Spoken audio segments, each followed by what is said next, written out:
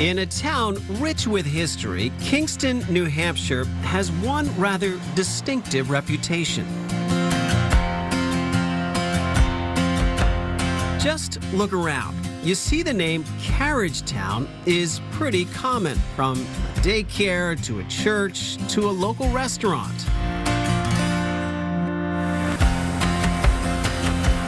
We found the kitchen warming up for lunch here at the Carriage Town Bar and Grill. We serve an American cuisine. We have fresh seafood. We have famous prime rib. For the most part, just great food all around, and people love it. Chef A.J. Perry has worked here for 18 years. Do you have a favorite item you like to cook up? For myself, I love the chicken piccata. That's my favorite. I love piccatas. The most popular dish, though, the Carriage Town steak tips. Oh my, these the famous Carriage Town famous tips? They sure are. Oh, I hope you enjoy. They look good.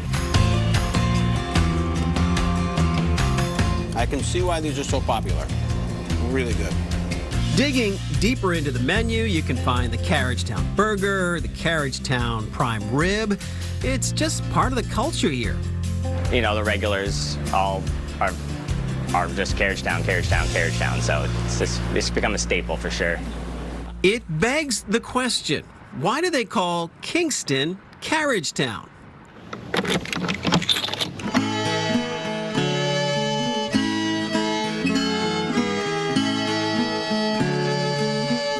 For answers, we met up with folks from the Kingston Historical Museum.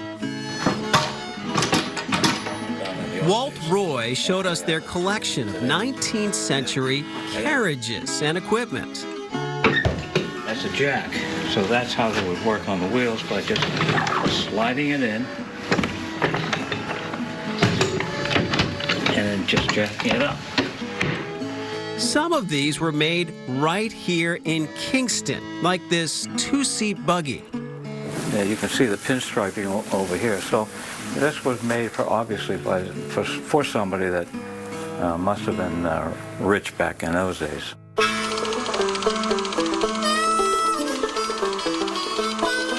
Long before the motor car, this is how we got around. And back in the mid-1800s, Kingston was a hub for manufacturing horse-drawn carriages.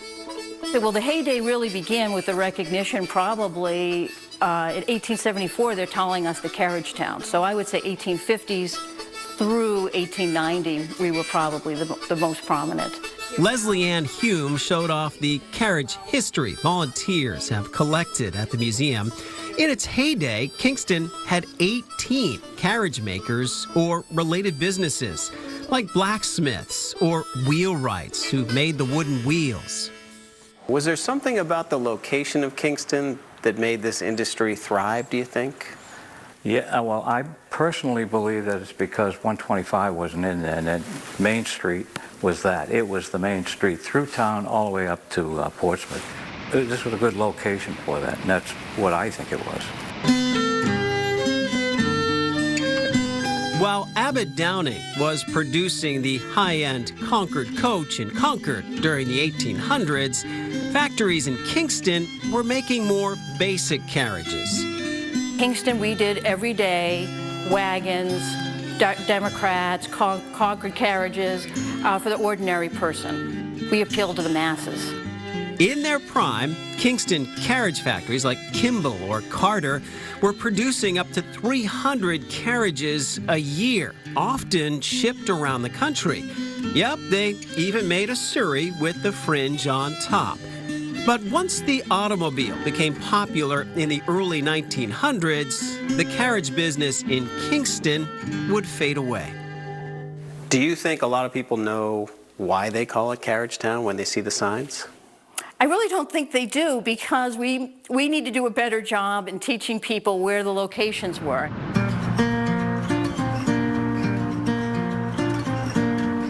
You can still find some of the old locations here. Where the old Clark's Carriage Factory once stood, you can find Clark's Garage today. And across from the old Marshall Carriage Factory, you'll find a unique stop known as the Kingston Carriage and Sleigh Museum.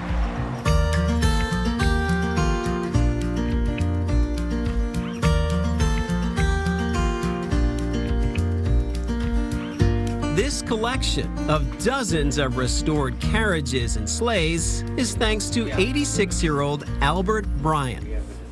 How did you first start collecting carriages? You know, I don't know. I just liked them for some reason. I've liked them my entire life. He decided a few years back to turn his collection into a museum, which includes one carriage originally built just feet from this location. And this was made by the Marshall Company right across the way here. Yeah.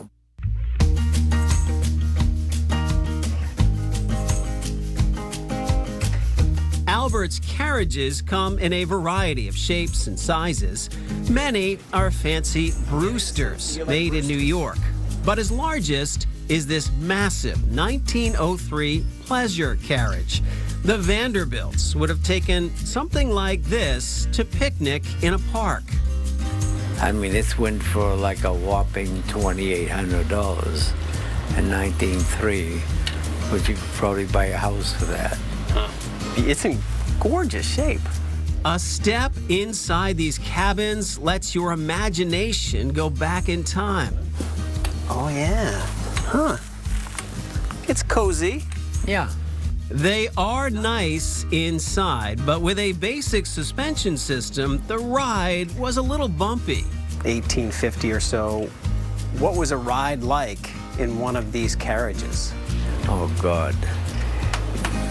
I think it was kind of a nightmare.